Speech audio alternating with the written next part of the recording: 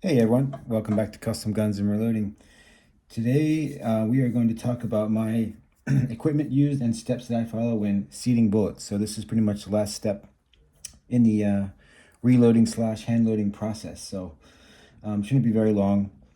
So just to start off here, this is my Frankfurt Arsenal reloading tray. And these are specific to basically different bullet families. This is the 7.62 by 39 tray. So this I use this for 6 ARC cases. You can also use it for, I think, 357 Magnum and a couple other different things. Probably 6.5 Grendel, anything in the ARC family, 22 ARC, etc. So that's what this is. You have, of course, your charged cases with your bullets in there ready to go. I have a digital caliber, and I have a bullet comparator from Witten. And since I'm doing 6 ARC, I have the 243 bullet caliber, or I'm sorry, bullet comparator. Excuse me. You don't necessarily need this. It's very helpful because it allows you to measure from the base of the case to the ogive of the bullet, which is kind of the widest part of the bullet here. Sometimes when you have these open tip bullets, they can have, 3, 4, 5 thousandths variance in how that tip is kind of cut.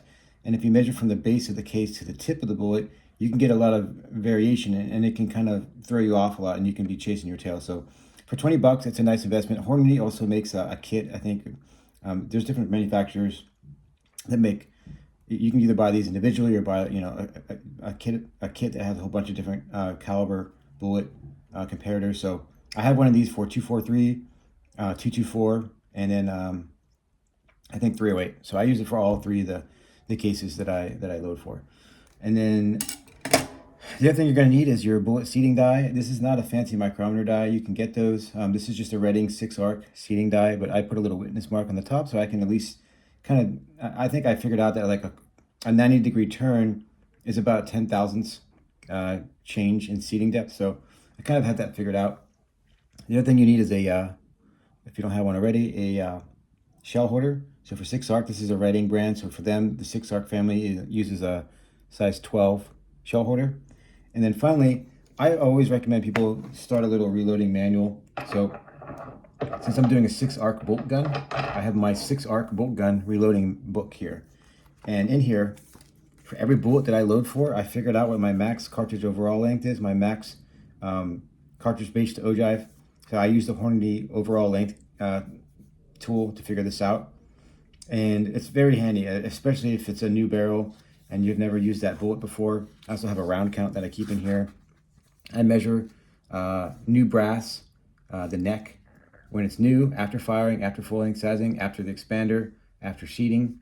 I measure the base, 200 thousandths up from the bottom, when it's new, after firing, after full length sizing. So you can just tell how much your brass is. Sorry, we're going down a little bit of a tangent here. I just want to run through here. And then for the case that I'm loading for, I have the min case length, I still have to fill this in a little bit, max case length, max pressure for a 6 ARC bolt gun is 62,000 PSI. The min cartridge overall length, max cartridge overall length, some shoulder bump measurements here. This is Peterson, so using a comparator, I measured the new Peterson brass. It's around 1.170 to 1.171. I'm going to measure it again after firing because I can see how much it grows. And then again, I know this chamber, so when I full length size, I'm going to get it down to at least that. And I put my max cartridge overall length for my MDT 6 ARC mag, polymer mag. It's 2.480. So you can see that's much bigger. For this particular bullet, I'm going to seat. The max cartridge overall length is 2.310. So if I were actually to load these mag lengths, I'm going to be well into the land. So that's why it's good to know what that is before you actually seat your bullets. And then in here, I just have my load data I'm actually doing right now. I'm doing 107 SMKs, Remington 7.5 primer, Peterson, Virgin Peterson brass. I'm doing AA 2520, 28.6 to 29.0 grains. And I'm going to just shoot for a generic 2.260, even though I can feasibly load these out way longer.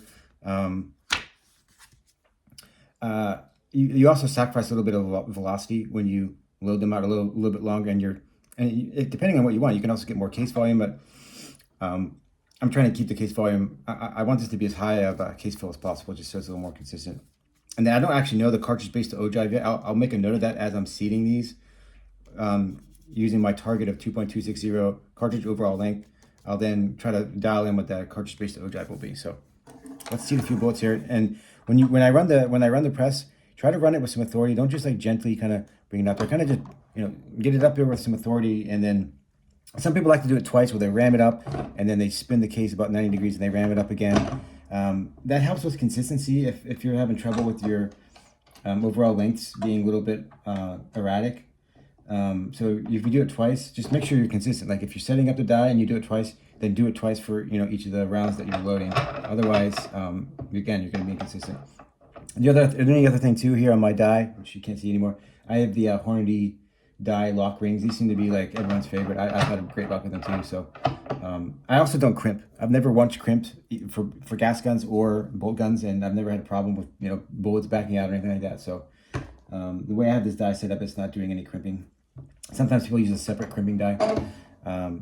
What I'll usually do if I'm not too sure, if I haven't used the die recently, is I'll back the seating stem out quite a bit just in case. It's way easier to push it back in a little bit further than to have to pull the bullet if you accidentally seat it way in there. So I just took it out about, I'll just do another revolution or so. All right, let's just see where we get here.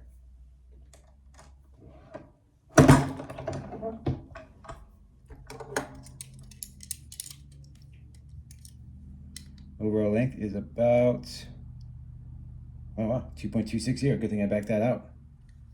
2.262.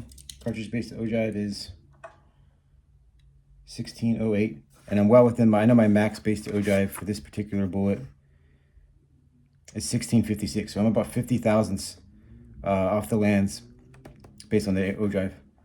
2310 is my max overall length that's in the land. So again, well off that.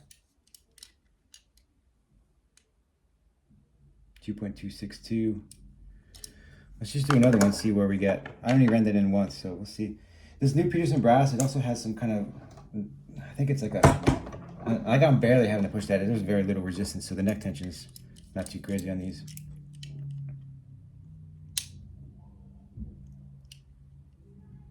$16.08. 2.262.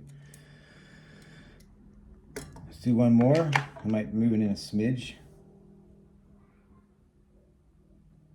Did about maybe a 1/16 to an 1/8 of a turn on this Redding seating stem adjustment. Again, this is just me fire forming these cases, so I'm not going to be super picky about. So I just moved it about 1606. Base to ogive. Now I'm doing cartridge overall length 2.250. Let's see if I hit these other ones again, if it pushes them in a little bit more. And that's basically the gist of it. I'll make a note of this. This is 1606 as well as the other one, the third one I just did.